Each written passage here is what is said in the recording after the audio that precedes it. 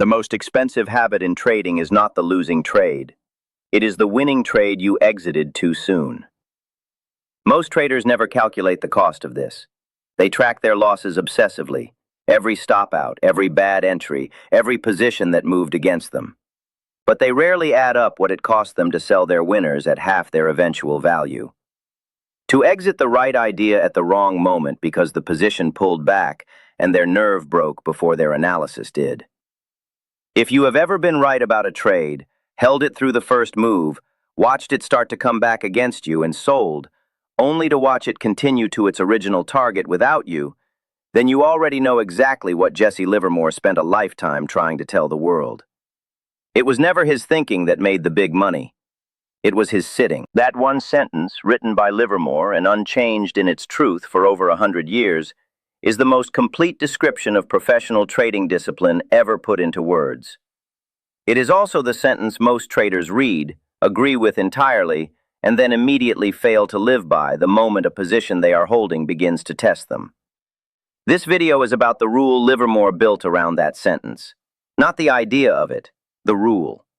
The specific, written, enforceable discipline that turns holding a winner from a phrase people repeat into a behavior they actually execute under pressure.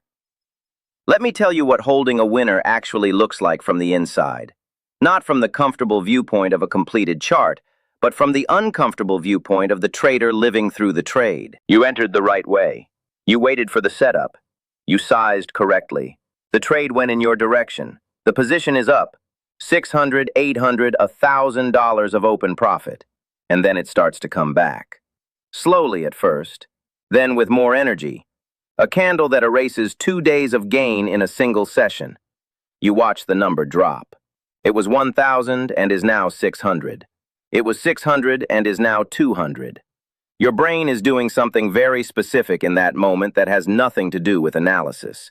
It is calculating the gap between what you had and what you have now. And it is registering that gap as a loss, not as profit, not as success, but as loss. The same neurological response that fires when you actually lose money is firing right now, while you are still in a winning trade. This is why people sell, not because their analysis changed, because their neurobiology told them they were losing. The endowment effect, the psychological principle describing how the brain treats something it already possesses as more valuable and more painful to lose, applies to unrealized profit exactly as it applies to real money. When your open profit shrinks, your amygdala does not register, "I am still in a winning position." It registers, "I am losing what I had." Loss aversion research, replicated across thousands of studies, consistently shows that the psychological pain of losing $1 is roughly twice as intense as the pleasure of gaining one. Apply that to an open position that was up $1,000 and is now up $200. The brain is not experiencing the joy of being $200 ahead. It is experiencing the agony of having lost $800. That agony is real. The cortisol flooding your body is real. The impulse to exit, to stop the pain, is real. And acting on it is the most expensive thing a trader in a winning position can do. An amateur sells the position to make the pain stop. A professional reads the chart to find out whether the pain is information or biology. Livermore understood this long before neuroscience had words for it. He watched it destroy traders around him throughout his career, and in one of the most instructive passages he ever wrote, he described a man who never made that mistake, a trader he encountered early in his years, known to everyone in the office as Old Turkey. Old Turkey, whose real name was Partridge, had a single response to every piece of market advice, every hot tip, every suggestion that he should sell his position and wait to buy it back lower. He would listen patiently, nod slowly, and say, "Well, you know it's a bull market." That was it, every time. The younger traders in the office thought he was simple. They thought he lacked the flexibility and sophistication to trade actively, to take profit and re-enter, to play both sides of the swings. They would sell their positions at the first pullback, wait to re-enter at a lower price, watch the price not return to where they had sold, and then buy back higher, paying double commissions, missing the best part of the move, and ending the year with a fraction of what they would have made by holding. Partridge ended the year with all of it. Not because he was smarter, because he had solved the problem that destroyed everyone around him. He had decided in advance, before the market tested him, what the only legitimate reason to exit a trade was. And a temporary pullback inside a bull market was not that reason. Livermore wrote that Partridge taught him more about trading than any ticker tape ever had. An amateur watches the price of a winning position. A professional watches the reason for it. Now let me tell you about James. James came to this framework after 2 years of the exact experience most traders know but rarely admit to. He had a genuine talent for identifying the right stocks at the right time. His analysis was strong. His entries were disciplined. His problem was what happened after the entry. Over 14 months, James tracked every trade where he exited a winner early, where he sold before the position reached the target he had identified before entering. He found 31 such trades. The average gain at exit was $720. The average eventual move those positions made, measured from his exit point to where they ultimately reached, was an additional $940 per position. In other words, James had correctly identified 31 moves averaging $1,660 of total profit. He had captured 720 of that, 43%, and left 57% on the table. Across 31 trades, the money he had correctly identified and then failed to capture totaled $29,014. Not from bad trades. From good trades he refused to hold. James did not need a better strategy. He did not need better entries. He needed a rule for sitting that was stronger than the feeling telling him to move. Over the following 6 months, after implementing the 5 rules you are about to hear, James's average capture on winning trades climbed from 43% of the total move to 71%. His average winner grew from $720 to $1,380, nearly double, without changing a single thing about how he entered trades or which setups he chose. His profit factor moved from 1.4 to 2.6. The only variable that changed was how long he stayed in the trades he had already correctly identified. Let's put a number on what this means over time, because the compounding effect of holding winners fully is one of the least discussed advantages in all of trading. Say a trader has 20 winning trades in a year, and each winning trade has an average full move of $2,000. If they consistently exit at 50% of the move, capturing $1,000 per winner, their 20 winners produce $20,000 of profit. If they hold to 75% of the move on average, the same 20 winners produce $30,000. No new trades, no better analysis, no different market. A 50% increase in annual profit from one behavioral change applied to trades they were already taking. And that gap widens every year, because the habit of holding compounds. The trader who holds winners fully builds a larger account, which means larger absolute gains on the same percentage moves, which means the cost of premature exits grows larger year after year as the base it is stealing from grows. Cutting losses quickly earns you the right to hold winners patiently. That is not a motivational phrase. It is the mechanical description of how a trading system actually functions. The tight stop loss, honored without negotiation, is what creates the financial and psychological space to let a winner run. A trader who does not manage losses tightly cannot hold winners, because the losses grow large enough to create the financial pressure that forces early exits. Manage the losses ruthlessly, then hold the winners patiently. These two behaviors are not separate disciplines.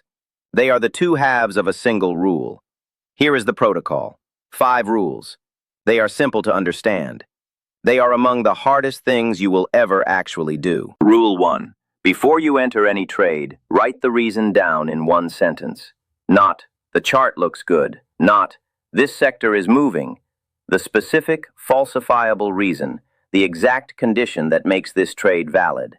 That sentence is your exit trigger. Not the price, not the size of your paper loss, not how you feel. The trade is valid until the condition in that sentence is no longer true. When it is no longer true, you exit. Until then, you hold. Rule 2. Every day you hold an open position, ask one question. Has the reason I entered this trade changed? Not, is the price where I want it? Not, am I comfortable? The question is only about the original reason. If the answer is no, the reason has not changed, your instruction to yourself is to hold. If the answer is yes, if the specific condition that made the trade valid has been broken, then you exit. The question does not change based on how you feel. Only the chart can change the answer. Rule 3.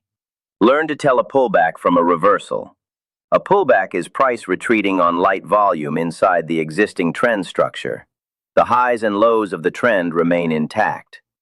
A reversal is price-breaking structure on expanding volume, violating the sequence of higher highs and higher lows in an uptrend, or lower highs and lower lows in a downtrend. These are not the same event. Your brain in the moment will treat them as identical. The chart will not. Go to the chart. Check the volume. Check whether structure has broken. Most of the time, what your nervous system is calling a reversal is a pullback that will resolve in the direction of the original trade. Rule 4. Remove the dollar display from your open position if your platform allows it. This is not a small suggestion. It is a structural intervention. The dollar number of your open profit is the fastest route from analysis to emotion. Every time you see it decline, the biological response described earlier fires, the endowment effect, the loss aversion spike, the cortisol. You do not need that number to manage the trade.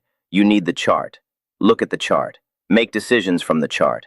The dollar outcome will follow the chart decision, and it will be a better outcome than the decision your biology makes when it sees the number falling. Rule 5.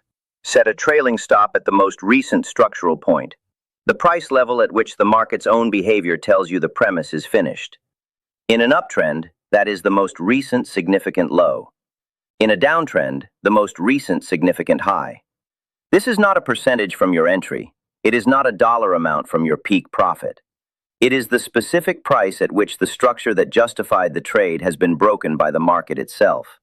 When price reaches that level, the market, not your emotion, not your P&L, not your fear, has told you the trade is over. Until that price is reached, the trade is valid. Hold it. An amateur exits a winning position because the market made them feel uncertain. A professional holds a winning position because the market has not yet given them a structural reason to leave. There will always be another trade.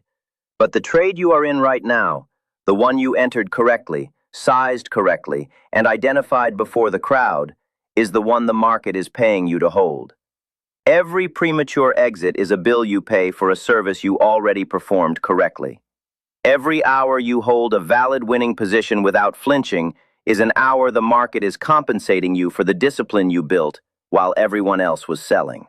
The market does not reward traders for being right.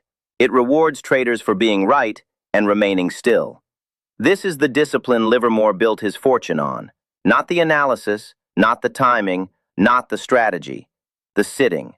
The willingness to remain in a position he had correctly identified through every test the market designed to remove him from it, until the market itself told him the move was complete. Conviction creates the entry. Discipline creates the hold. The hold is where the fortune is built. If you have sold a winner too soon, if you have watched the right trade continue without you after you blinked first, type "sitting" in the comments. Tell me how much it cost you. And subscribe now because the next video builds the complete trade management framework. How to manage the entry, the hold, and the exit as one system rather than 3 separate decisions. That framework is what ties everything in this series together. Livermore sat when others ran. His account showed the difference. Yours will too.